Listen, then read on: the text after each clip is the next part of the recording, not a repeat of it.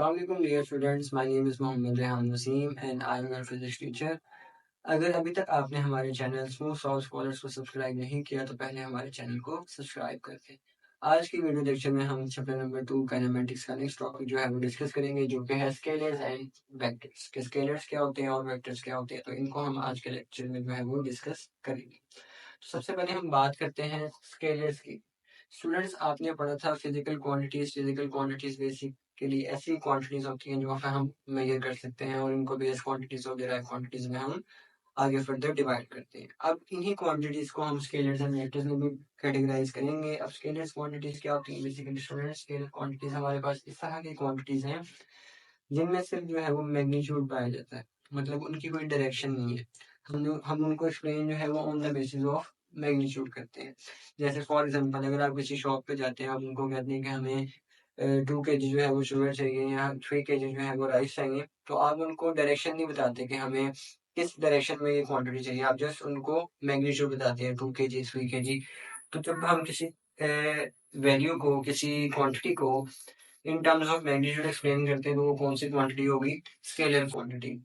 A quantity which is described completely by its magnitude only, इसको हम क्या कहते हैं? स्केलर क्वांटिटीज की एग्जांपल लेंथ, मास, टाइम एक्सेट्रा, टेम्परेचर वगैरह, ये हमारे पास इसकी एग्जांपल्स हैं। ऑन दी अदर हैंड हमारे पास आती है वेक्टर्स क्वांटिटी।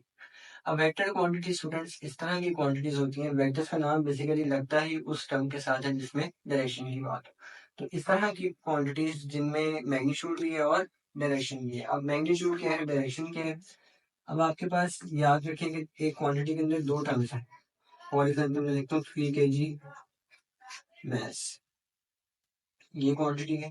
अब एक न्यूमेरिकल वैल्यू और एक उसका यूनिट है, तो ये क्वांटिटी के अंदर चीजें लाजमी पाई जाती हैं, जिसमें हम डायरेक्शन नहीं बता रहे।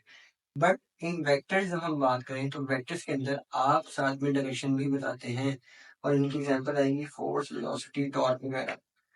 जैसे यहाँ पे हमारे पास एक बॉक्स है, उसको हम इधर से भी फोर्स लगा के खींचते हैं और इधर से भी फोर्स लगा के खींचते हैं। अब देखिए, आपको डायरेक्शन स्पेसिफाई है कि किस डायरेक्शन से फोर्सेस लगेंगे। अब वो डायरेक्शन जो है वो ऑपोजिट भी हो सकती है। यहाँ पे आप देखेंगे कि एक ही डायरेक्शन में फोर्सेस लग रही है, तो उनकी डायरेक्शन सेम भी हो सकती है। तो वेक्टर्स की डायरेक्शन डिफरेंट भी हो सकती है और सेम भी हो सकती है। तो ये हमारी कौन सी क्वांटिटीज है? Vector quantities. और वेक्टर क्वांटिटीज जो है on the basis of magnitude and direction act करती है। जैसे फॉर एग्जाम्पल मैं कह सकता हूँ किसी बॉडी पे 5 न्यूटन फोर्स जो है वो एक्ट कर रही है राइट डायरेक्शन में, या कहेंगे 10 न्यूटन डाउनवर्ड एक्ट कर रही है। तो देखिए, हम साथ में उसकी डायरेक्शन भी स्पेसिफाई कर रहे हैं। इस तरह की क्वांटिटीज कौन सी होती हैं? Vectors quantity. अब वेक्टर क्वांटिटीज चूंकि हमारे पास इनमें डायरेक्शन भी है, मैग्नीट्यूड है, तो इनको रिप्रेजेंटेशन हम दो तरीकों से करेंगे, एक सिंबल्स के साथ और एक ग्राफिकल। सिंबल्स के साथ आप देखेंगे हम जस्ट डार्क करके भी लिख सकते हैं। फॉर एग्जाम्पल ये वेक्टर ए है, इसको हम इस तरह डार्क करके लिख देंगे, जिसमें हमने वेक्टर को सिंबल्स के साथ रिप्रेजेंट कर दिया। लेकिन समटाइम क्या होता है, जब हम पेपर के ऊपर इसको राइट करते हैं, डार्क करते हैं, पेपर फट सकता है। तो उसके लिए हमारे पास एक आसान तरीका ये भी है, जस्ट हम सिंबल लिखें, उसके ऊपर एक एलिमेंट लगा देंगे, एक सिंपल हम स्लैश लगा दें इस तरह से। तो ये आपने सिंबल्स के साथ इसको रिप्रेजेंट कर दिया वेक्टर को। ऑन द अदर हैंड हम बात करते हैं ग्राफिकली। फॉर एग्जाम्पल मेरे पास एक वेक्टर है जिसका नाम है ई, वेलोसिटी वेक्टर है। मैं कहता हूँ इसकी डायरेक्शन राइटवर्ड है, तो हम और उसकी लेंथ वगैरह हम सपोज 2 मीटर ही हम एक लाइन ड्रॉ करके इस तरह से एक एरो हेड लगा दूंगा। अब जिस तरफ स्टूडेंट्स इसकी डायरेक्शन होगी वेक्टर की, उस तरफ आपने एरो हेड लगाना, दूसरी साइड जो है वो ओपन होगी।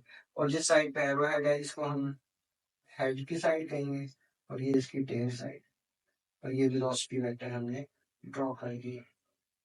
तो एक लाइन सेगमेंट जिसके अंदर जो है एक एरो हेड आएगा, तो उस लाइन सेगमेंट के साथ हम ग्राफिकली जो है वो वेक्टर्स को रिप्रेजेंट कर सकते हैं। इसकी डायरेक्शन कुछ भी हो सकती है, इस तरह से भी हम ड्रॉ कर सकते हैं, स्ट्रेट भी ड्रॉ कर सकते हैं, डाउनवर्ड भी ड्रॉ कर सकते हैं, कुछ भी डायरेक्शन जो है वो हम वेक्टर्स की ड्रॉ कर सकते हैं। तो इस तरह से हम इनको ग्राफिकली रिप्रेजेंट करेंगे, साथ में एरो हेड और दूसरी साइड को हम टेल कहते हैं। तो ये हमारा आज का टॉपिक था, जिसके अंदर हमने स्केलर्स एंड वेक्टर्स को डिस्कस किया। अगर इस टॉपिक से रिलेटेड आपका कोई भी क्वेश्चन हो तो कमेंट सेक्शन में लाजमी पूछिएगा। हमारी वीडियो को लाइक एंड शेयर लाजमी करिएगा। जज़ाकल्लाह, अल्लाह हाफिज़।